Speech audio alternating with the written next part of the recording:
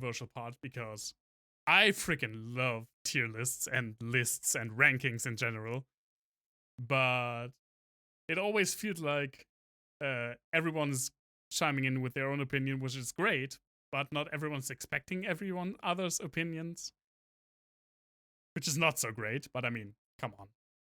You're all nice people, I know that. Oh, thank you so much, Vladdy. I hope it will lead to more.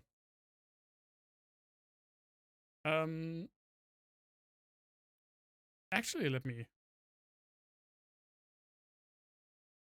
crop this. No, let me know. It's okay though. So the idea is that I made myself a pre-birthday drink, and the idea is that I will rank all the single-player Zelda games, no multiplayer Zelda games, all the original versions, no remakes, no remasters, no re-releases. And that's pretty much it. And the reason that I'm doing this, first of all, I love just making rankings. Second of all, I freaking love Zelda. It's one of my favorite video game series of all time. If not my favorite, it's definitely the one that I played the most games in. And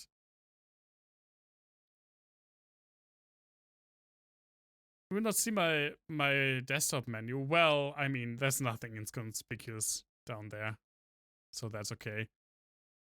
And as I said in a few streams now, I really want to replay every single Zelda game, because some games it's been a long time since I played them. Some games I only played through once, and I think it could spark like a nice discussion if there are more Zelda fans here. And if not, you just get maybe interested in the series and feel like how I think the series is. Let me just make one thing clear from the beginning. I don't think there is a single bad Zelda game. Every game is at least good, in my opinion. So even though this has like a C and a D tier, I could rename them to like SS plus, SA plus, and stuff, make it sound more positive, but I think that's dumb. But just know that because a game lands in D, it doesn't mean that it's a bad game. And I really want to give my opinions on the game. Also for my own, basically as a time capsule, because I want to go back when I replayed all the Zelda games and see if my opinions have changed. That's also the main reason why I record this, and this will also be up on YouTube. So that in, I don't know, maybe like 1.5 years when I completed every single Zelda game again, I can go back like saying, oh, what? I put that game there? Was I stupid? And I really like proving my past self stupid, so let's go for this. I'm going in chronological order, or I hope I am, because I don't completely recall every single game in chronological order. First game though, the original Zelda. It's still good. This is a game that you can still pick up and play. It belongs in B. There are some things for modern audiences that might make it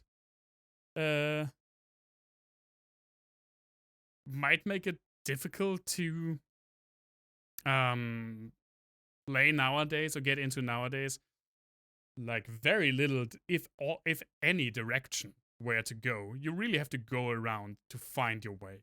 And some things are just very cryptically hidden. There's this part of the game where you have to go through a forest and you have to go in a specific way. I think you have to go up, left, down, left. Otherwise, it repeats endlessly. And to my knowledge, there's like no hint in the game. It's all trial and error. So there are some things that are super cryptic. But it's still a great game. The dungeon design is still wonderful. Roaming around the world, and there's so much to explore. For 1986, this was a ginormous feast. Feat, I meant. That's also pretty ginormous feast. I think I'm wrong about that, Sammy, so not really that much of a spoiler. Yeah, it's very solid. It's a very solid Zelda game. A lot of people still say it's the quintessential Zelda game, but I don't think I agree with that because of the crypticness of a lot of things, and the sense of progression and direction, it feels very different from a lot of Zelda games that come after this. Okay, let's go to the black sheep. Anyone knows this one. Zelda 2. I feel like with Zelda 2,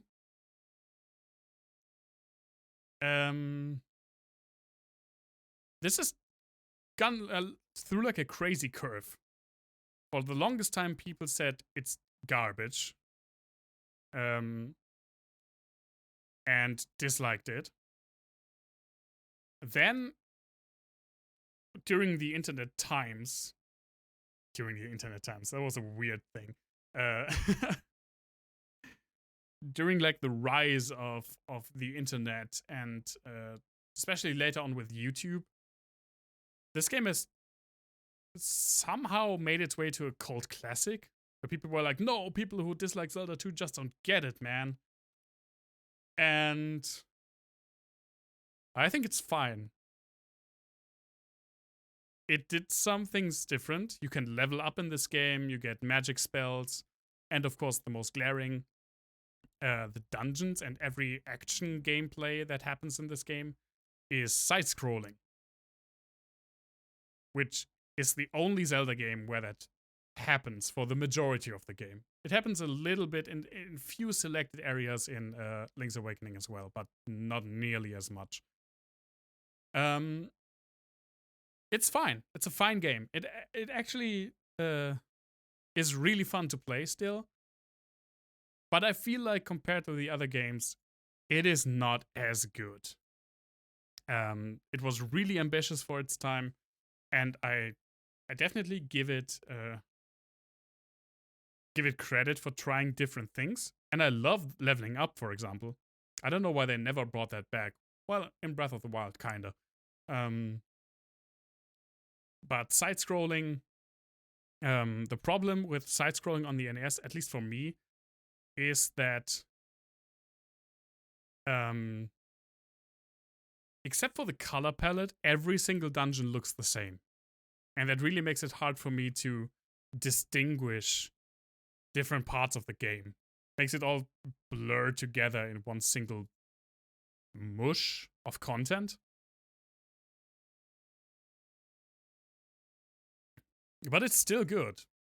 It's probably the Zelda game that I would recommend the least, though, because it's the most eccentric. And also, I feel like because of the design choices that were a little bit more risque, it also unfortunately shows its age more than the first one.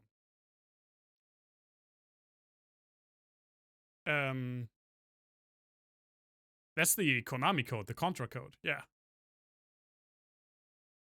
Also, the placement in the tiers, in the single tiers, they matter, of course. I'm not a fan of just putting 5 different things in a tier and say like, they're all roughly on the same level. Next Zelda game. No discussion even. A Link to the Past. That to me is the quintessential Zelda game.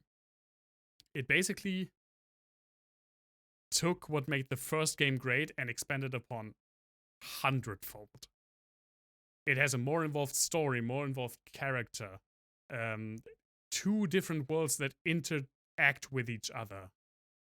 Changing one thing in the one world changes that thing in the other world as well. Which is such a great mechanic that they revisited a number of times. A surprising number of times, actually.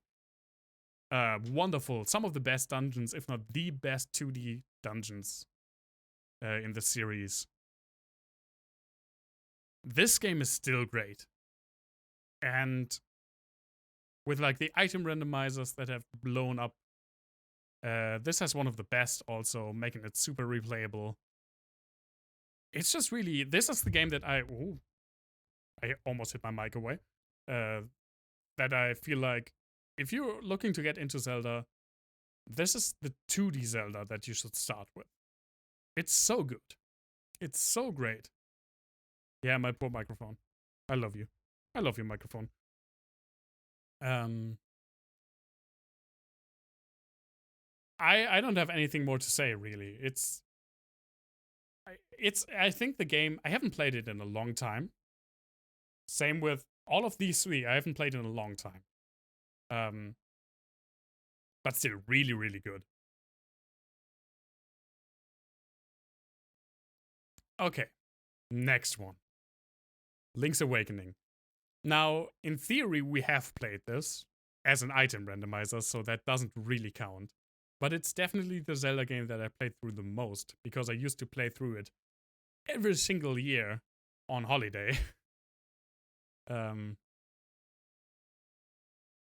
This was super impressive. I feel like this game and Super Mario Land 2 were the games that pushed the Game Boy to be more than just bad remakes and arcade games like Tetris. I have a huge soft spot for this game. I love the aesthetic. I love the very, very different story. I love the dungeons and the characters. I love that it doesn't take itself so seriously. There are a lot of like Mario characters. And we showed this when I played through it in a randomizer. The freaking catfishing goat that uses a picture of Princess Peach. But still, just from a gameplay perspective, such a fantastic game. Very good progression throughout the world. The island is super cool. I love just the aesthetic of the egg in the mountain that is your goal to go to. Hey Jeremiah, welcome back. And just as a kid, for me, this is one of my like top gaming moments. Even before I had all the instruments, I would often make a trip to the egg to play the song. Because even if you don't have all the instruments, it plays like through the whole song with the instruments that you have, and not just the starting melody. And I would so often do that as a kid because I loved just the aesthetic of that. It's a really wonderful game. It's a little bit more out there. Oh, thank you, Jeremiah. That's super nice of you to tell that, and also super nice of them to wish me happy birthday. I hope that I will soon catch a stream of them again, probably after the weekend. Yeah, the Windfish ballad is so good. And the dungeons in this game is so good. I would probably do an item randomizer of this again. That was super fun. But I also want to play through it normally. It's a great game. I know a lot of people would rank this lower, but I think a lot of people have a soft spot for this game. Rightfully so, in my opinion. Now we come to the big one. Ocarina of Time. If you go to Metacritic now, this is among the highest ranked games of all time. It regularly shows up at the top or near the top of pretty much all Zelda rankings, all video game rankings, all N64 rankings. This game, man. And I really have to say, you can't overstate the impact this game had. Stuff like, oh, what is that, Dwayne Rider? Is that like a moon phase calendar?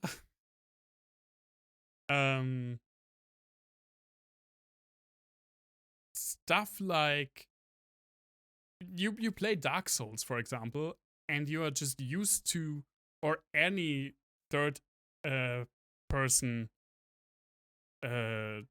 action game, and you're just used to pressing a button to target on, to focus onto an enemy. This is where it came from. Just the impact alone that Z targeting had. This is where it came from. This is the first game that did it, and every single game after this just copied Zelda.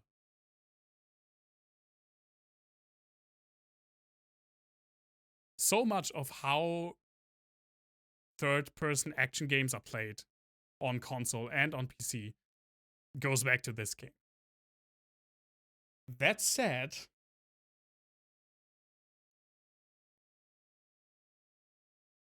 I think it's a little overrated.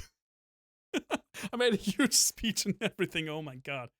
This is probably the hottest take in this entire tier list. People love this game. And I love this game as well. That is also probably the 3D Zelda that I would say people should play first. Because this is the quintessential 3D Zelda game. But that's also, at least for me, what makes it feel not as special. The impact that this game had is huge. It broke so many grounds. But playing it today, and also keep in mind that I'm rating the original versions, and especially this game, I feel like for all these games, this game is the one that aged the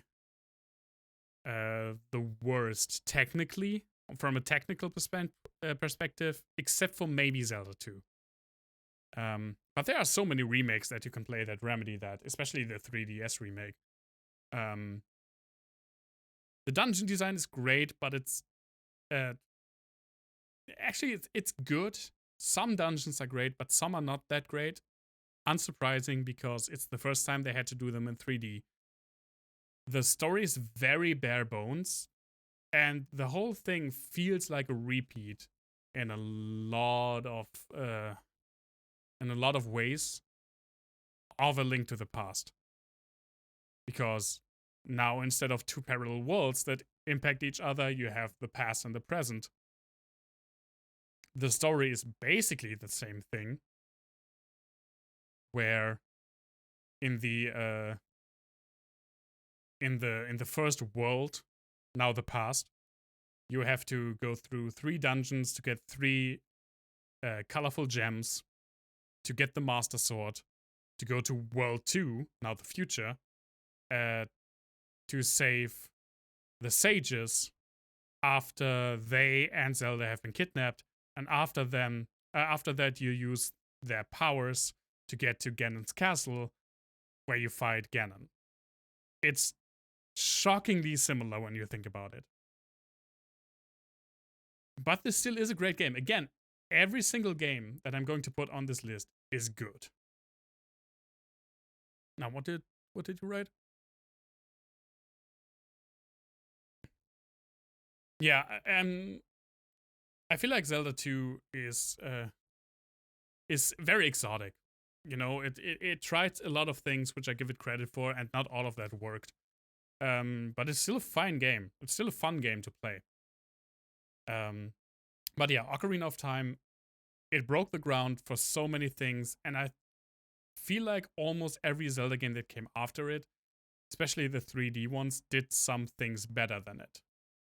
But it's still a wonderful game, and it's super nostalgic for me. When I got my 3DS, and I got the 3DS remake, and the first time I made it to Hyrule Field, and you get this cutscene, this flyover of Hyrule Field, and you hear this so wonderful tune, I got goosebumps. So this game is not... It's not like this game doesn't affect me. People just hate change. Yeah. Then and now, people hate change. Okay, let's go to the next controversial pick, which is Majora's Mask.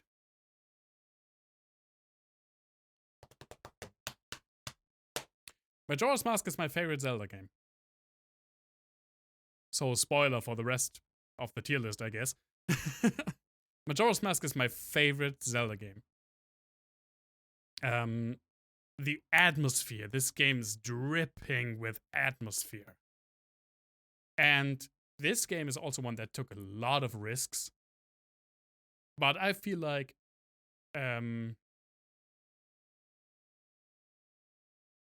can't even say that all of them succeeded, but they fit what I like very well. Just the atmosphere of that game, the really dark tone, the creepy imagery, the wonderful, wonderful story in this game. It's really one of the best, if not the best story in a Zelda game. So many great moments. And I really like the 3D mechanic. I know a lot of people dislike it. A lot of people disliked it back then. That it was basically a time limit for you to complete the game or certain tasks. But it's so much more than that. It gives you the opportunity to really get to know this world.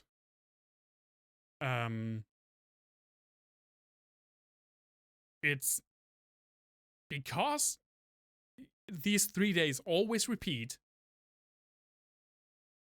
It's so crazy. It's every single NPC has a rigid schedule that they are sticking to by the bones. And you get to learn that from time to time.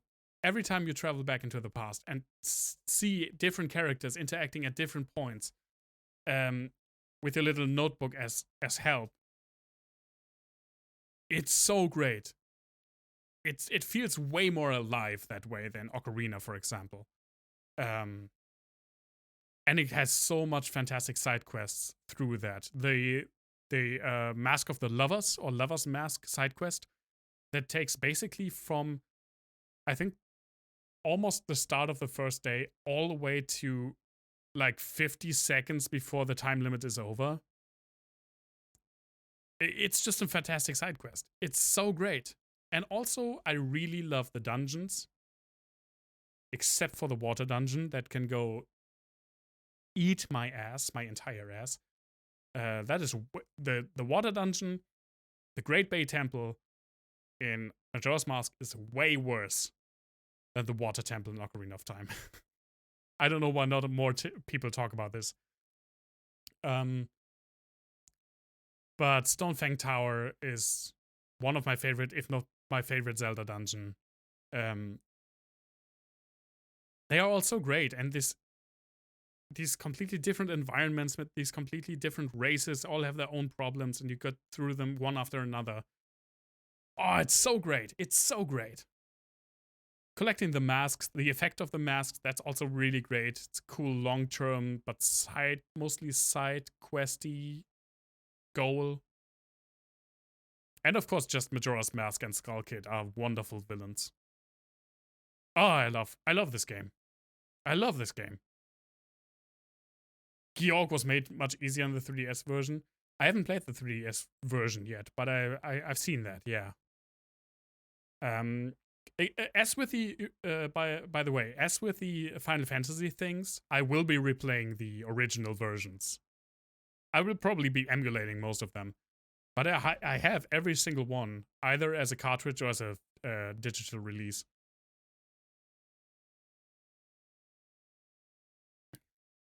Next game. I think the next ones chronologically are the Oracle games. Should be. They are Game Boy Advance. This is the next hot take, I feel like. Ages didn't do it for me, personally. There were numerous things in that game that I did not really enjoy. For example, everything with a mermaid suit. I hate how you control the mermaid suit. I hate the dungeon that you use the mermaid suit in. I didn't really care that much for the world design. It didn't seem to flow as nice. Am I going to rank all the games today? Yeah, I will. I'm probably going to. I think I'll be done in like half an hour, and then we jump into into Chrono Trigger. It won't take that long. We're already pretty much halfway through. Well, not really, but almost. And they have the time travel mechanic, which is also a problem because it's a rehash from Ocarina of Time. Yeah, you have one timeline more, but time travel has been done so great in other games, and in fact, in my opinion, it has been done better in Zelda with Ocarina of Time, that I really didn't get into this one. However, I love Oracle of Seasons. It is basically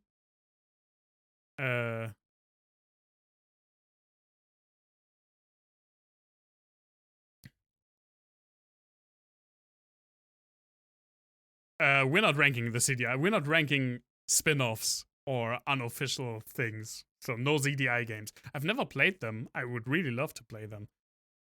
Maybe as a part of this, we go through those in the near future because I'm really interested.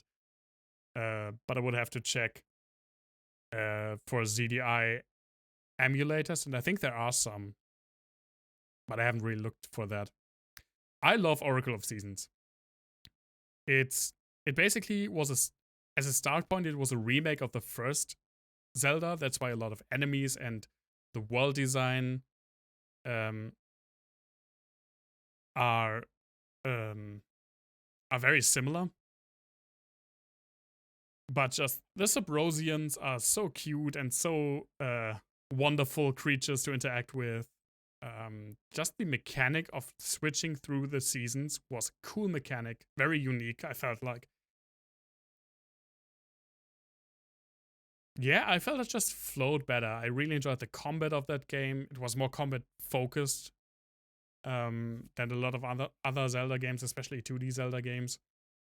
It was really nice to play through. I haven't played through that also in a long time, so maybe I'm just completely mistaken about the Oracle games. But I really enjoyed Seasons. Next game. The CDI games, it's a longer story. Basically, like in the mid-90s, Nintendo collaborated with Philips on a console called the CDI. And they allowed Philips for that console to make games using Nintendo properties, which they have never done after that. They learned their lesson. And we got a not good Mario game and 3 shitty Zelda games out of those. Yeah, the whole thing started when Nintendo dropped out of making the PlayStation together. They are non-canon. They are non-canon and were pretty much forgotten until the internet came around. And now they are memes. Rightfully so. Next game. Wind Waker.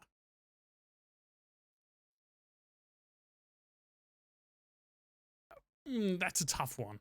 I really, really like Wind Waker, but I don't think I can get it all the way into S. But it's close. It's so close of getting into S. But I think... Just also remember that I'm rating the original versions. There are some flaws with Wind Waker. Not big ones. But just, you sail so long in this game. It takes so long to get anywhere. It's fun. At least for me, it was fun.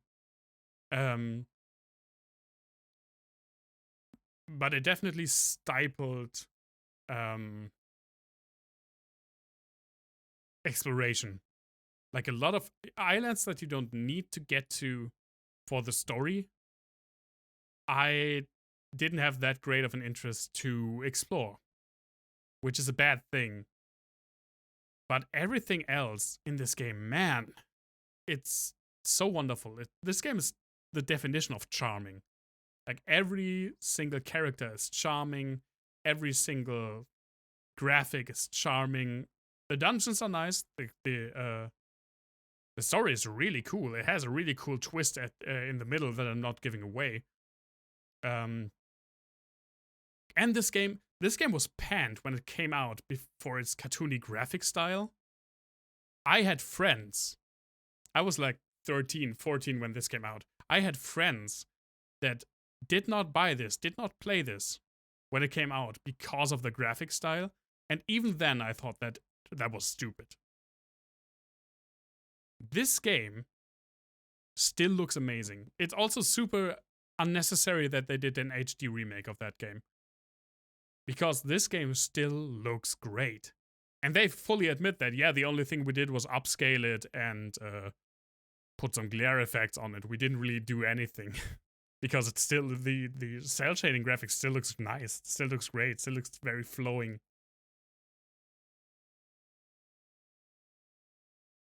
Very wonderful game. Very charming. I said that already. Very just a very chill experience. But not quite S tier, I feel like. What's the next one? Minish Cap, I guess.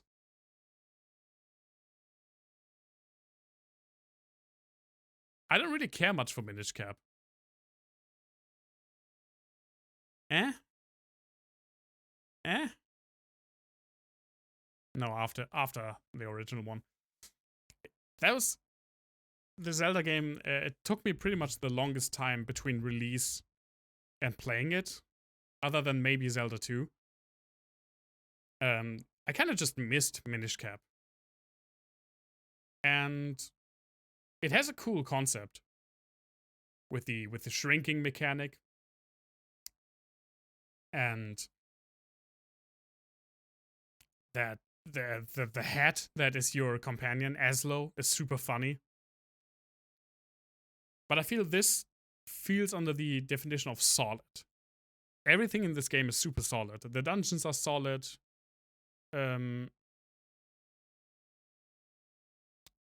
But apart from the droplet dungeon, not really that memorable, at least for me. The bosses are super solid. It has this nice Minish mechanic that I really like, that makes it really unique. But I feel like they could have done more with it. And I super dislike kinstones, though. So there are these stones in the game that you can collect. And every kinstone is like 1/2 of a coin. And you basically have to go to every single NPC, ask them if they want to fuse kinstones, and then hope that you have a fitting one to open something in the world. And most of the things that you get for it are super minor, and I did not care for that at all. I felt like kinstone was a very tacked on mechanic that I did not enjoy. That's what definitely brings it down for me, but it's otherwise super solid. A lot of fun with that game. Except for kinstones. Fuck kinstones. What's the next one? Next one's probably Twilight Princess. Twilight Princess is great. It has gotten more hate over the years. I feel like somehow it feels like the forgotten 3D Zelda game. Which is ironic, because this is exactly what people wanted after they were so disappointed by the Wind Waker graphic. They wanted a dark, edgy, and more realistically looking Zelda game with an older Link, and they got it. Nintendo went super far and beyond with Twilight Princess. And now it's just kind of like, most people say, like, kind of like, It's there. I feel like every other 3D Zelda game is talked more about. But I think it is the perfect classic Zelda game. Like the Zelda formula that, especially around Breath of the Wild, so many people were talking negatively about. This game is the game that, in my opinion, perfected it. The dungeons are wonderful, so varied items, and the usage of them. Some of them were gimmicky, of course, like the spinner, but no one can tell me that it's not fun to use. If the few instances that you use it still. But yeah, also I really, while I defend Wind Waker's graphic to the death, and I still think it looks fantastic, also I still think it looks better than Twilight Princess, to be honest. I really love Twilight Princess's style and the more raw and dark tones. I felt like Majora's Mask succeeded way more in making a dark and somewhat twisted world, mainly because Majora's Mask is freaking disturbing. And I felt Twilight Princess played it a little too safe in a lot of regards. But gameplay-wise, it's fantastic. I really love the dungeons. Every single dungeon in this game is wonderful. Now come the freaking DS games that probably all people would put at the very bottom. I'm not going so far. Phantom Hourglass.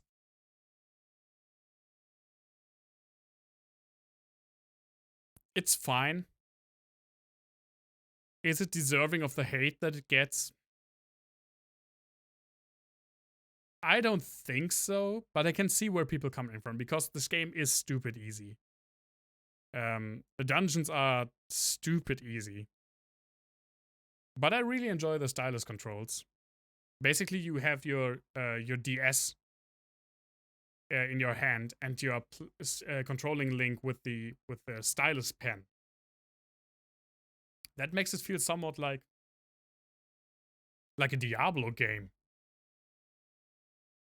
in a weird way, because you control your character indirectly, which is more akin to controlling it with a mouse instead of directly with a D-pad.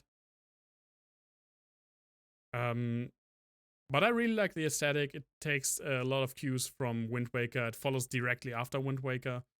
Leanback or Lineback, or however you pronounce it, is freaking hilarious. One of the most hilarious characters in all of Zelda.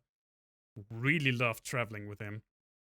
And some nice moments here and there. I really just love drawing a route for my ship to take and just see it follow that. Was pretty cool to use that in several water encounters, but yeah, the dungeons are just pretty weak. Stylus controls are not for everyone. I totally get that. I wouldn't want every single Zelda to have stylus controls either. I think it's just fine for 2. Everyone at the pub says happy early birthday. Oh my god, thank you so much. Are you having me on in the pub? Wait a second.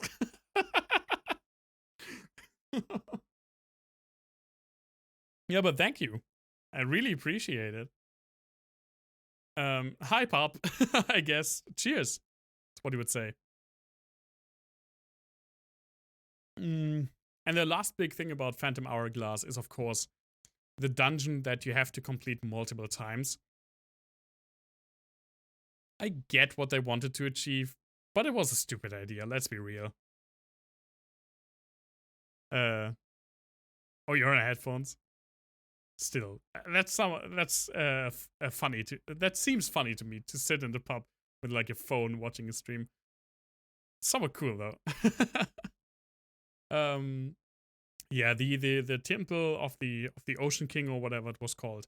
You had to go through that several times, and every item made it a bit easier the parts before. But still, it was not a good decision. Spirit Tracks felt like made some things better, enough things better to get its own place in a different tier. Yeah, but it's still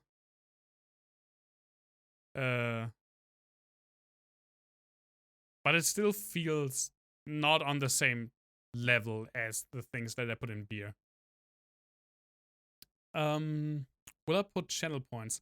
I thought about it, but so far I have not found things or not come up with things that would be interesting to use those points for. And I really want to wait.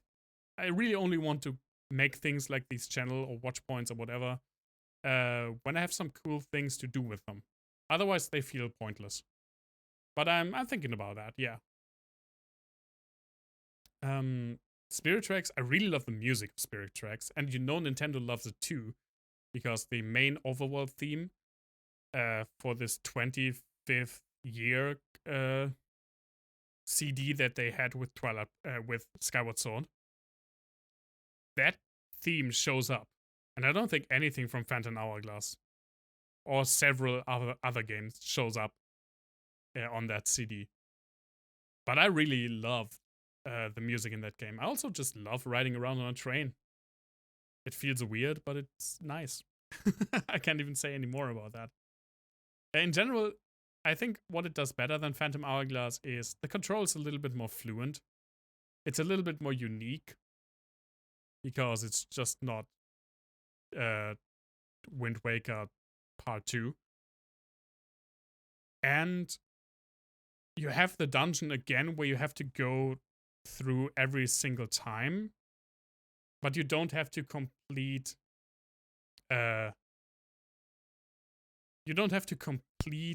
things, floors that you've already done. You can go straight to the new one, so you don't have to recomplete things. Only for optional things, I think. I do have a donation link on my Twitch profile. It's just like there's a button basically, or a banner labeled donation. But you don't have to send a donation. I'm just happy with people being here and watching.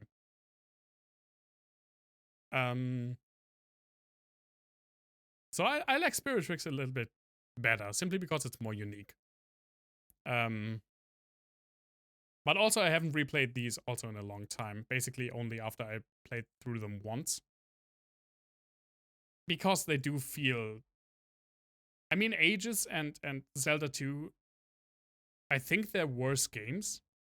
And ultimately, I enjoyed them a little bit less. But they still feel more unique in a better way. They feel more unique in a better way. It's weird to say. I'm very interested to see how I will rate them after replaying them. Oh god. Now, 3 games left. Ignore these 2. These are multiplayer. Skyward Sword was the next one. Skyward Sword got a lot of hate over the years. And I don't know why. Actually, I don't know why.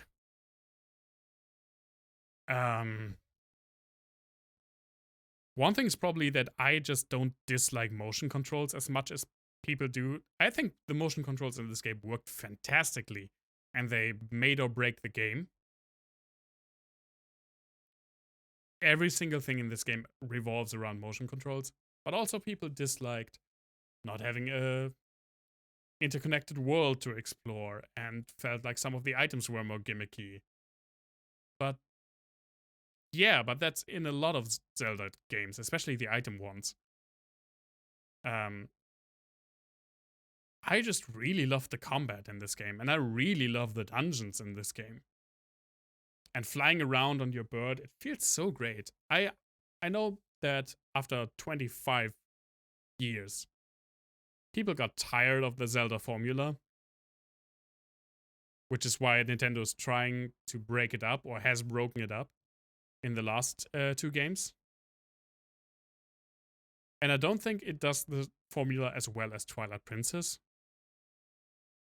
But I really enjoyed it. I really enjoyed like how colorful it was. I loved upgrading my items, which you could do. And while the world wasn't as filled to the brim, Skyloft was a wonderful place to explore. And again, I really, really, really loved the dungeons. But this is also the game that I basically played the least. Because I only played through it once, and even then, I played through it with friends, and we took turns, basically. So, maybe it deserves the hate it gets, and I just don't have any idea. We'll see. This will also be probably the weirdest one to stream because you need to have at least a little bit of distance for the motion controls to work, and I really have to check out how I would set that up.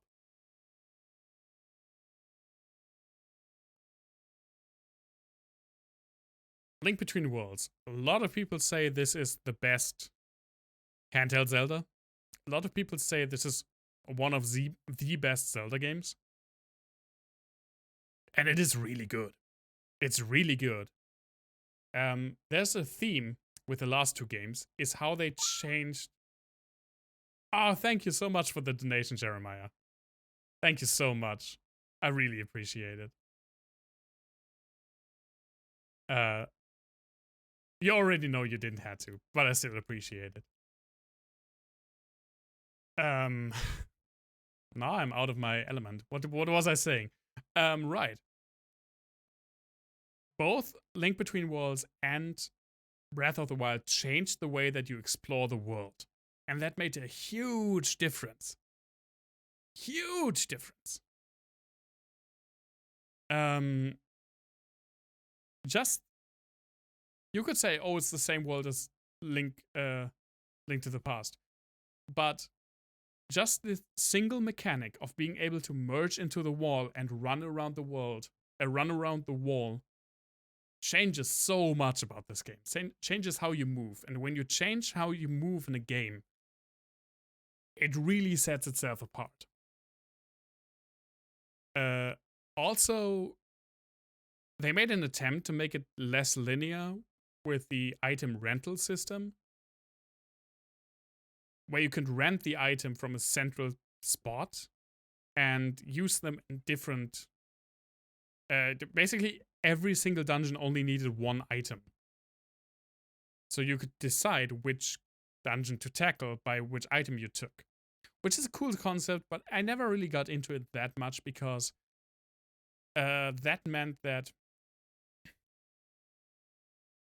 yeah, in fact, pretty much you only needed one item for each dungeon. That severely limit the complexity of every single dungeon. And it also limited the impact of each item, I felt like. It was still great. I mean, the dungeons aren't bad. And especially Thief's Town is really good. But that's something that felt a little bit off to me. That said, it still belongs in A tier. Simply because moving around is so great in this game. And now the big one. Breath of the Wild. This changes, of course, a lot of things about Zelda. Basically everything. In fact, the game that it has most in common with is the first Zelda game, where you have a huge world that you can explore, very little direction, and a lot of freedom. And just think about movement again, because the way you move in a game is how you explore it and changes everything else. Compare this game with other open world games. In Skyrim, for example, when I see a place in the far distance, or I have to go over a mountain or something, I'm trying to find a way around it, I'm traveling on roads, etc. In this game, you freaking climb everything. Or you see a place in the distance, you climb on a nearby mountain and use your glider to get there. Just making every surface climbable, giving you a paraglider. These two very simple things changed the entirety of how this game is played. And I love that so, so much. I'm also, I guess, one of the 4 people who loves that the weapons break. That's something that a lot of people criticize. I like that because it forces you to adapt and to use a lot of different things. Also, I love the dungeons, even though they're not that prominent. The characters, the cutscenes.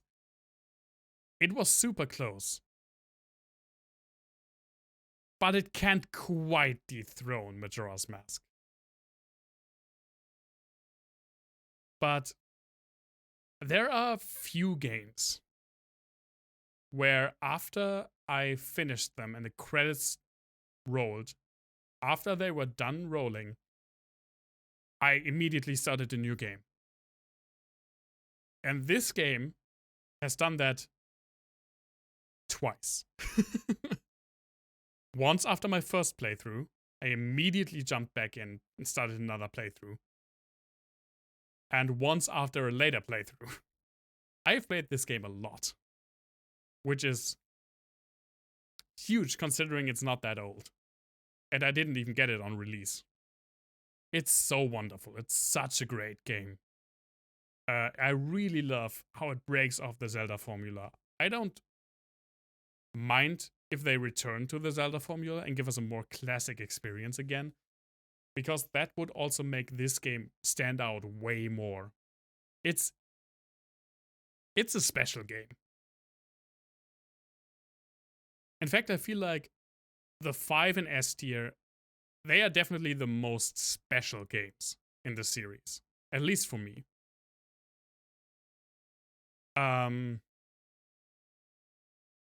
But again, I have no clue how that will change. I'm sure some things will change after I replay all the games. But I have no clue how yet. I hope that gave a little bit of insight on how I see like games in general also. Because I feel like it's important not just to consume, but to somewhat reflect on how games work. Especially with the movement in like Majora's Mask, Breath of the Wild, and A Link Between Worlds. It's such a simple change, such a simple concept. But that makes it so great. That impacts the game so much. Yeah, but that's basically it. I can't wait to see how that will change. And again, I will play through all the Zelda games interchangeably with the Final Fantasy games on Thursday. So we started Final Fantasy 2, so I will now finish Final Fantasy 2 on the next Thursdays. After that, we jump into Zelda 1, Final Fantasy 3, Zelda 2, and so on. I'm really looking forward to that. And for Sunday, we get like the more experimental or chill or challenging, whatever. Basically, Sundays are the more experimental streams. And Thursday will be pretty much blocked for at least 1.5 years with Zelda and Final Fantasy. But I'm okay with that. Yeah. That's my pre-replay Zelda tier list.